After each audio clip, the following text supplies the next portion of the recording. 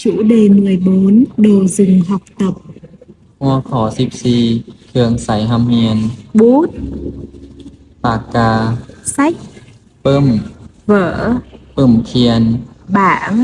กระดาน Thước kẻ ไหมบรรทัด Cặp sách กระเป๋า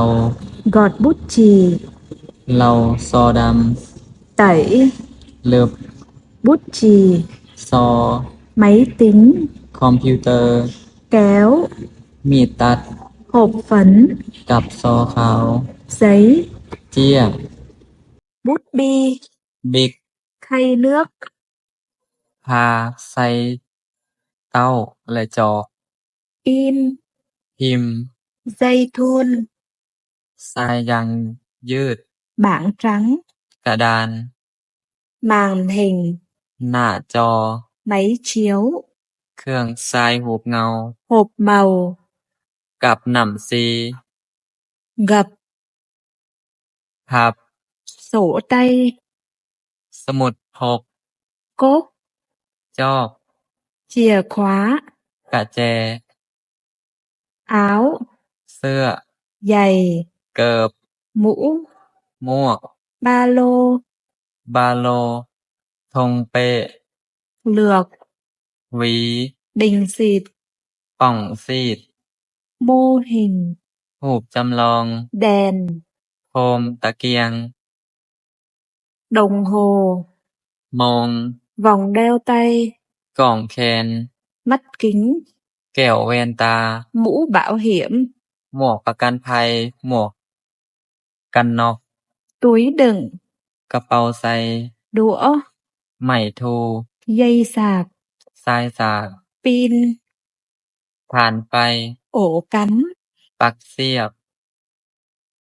Chủ đề 15 Rau củ quả หัวข้อ15ผักหัวมาก Cà chua มากเล่น Cà rốt หัวการอทแครอท Bắp cải ผักกะหล่ำปี Dưa leo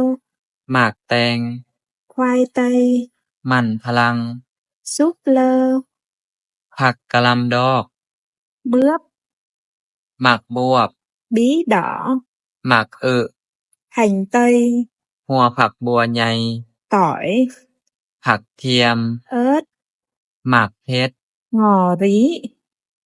ผักหอมป้อม Rau muống ผักบ้ง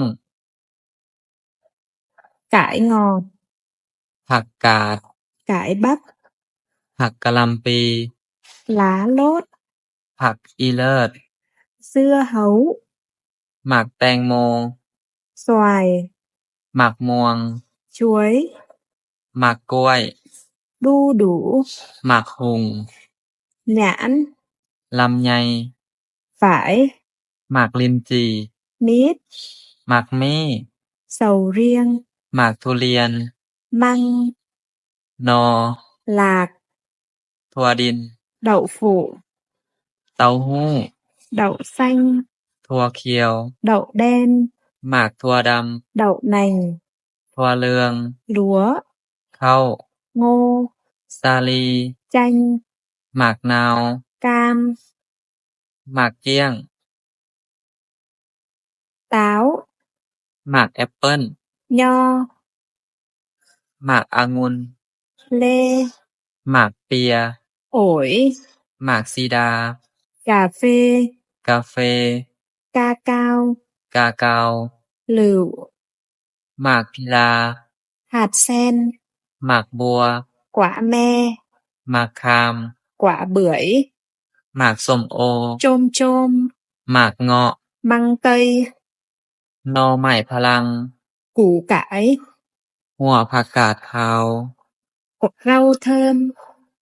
ผักหอม Rau dền ผักหอม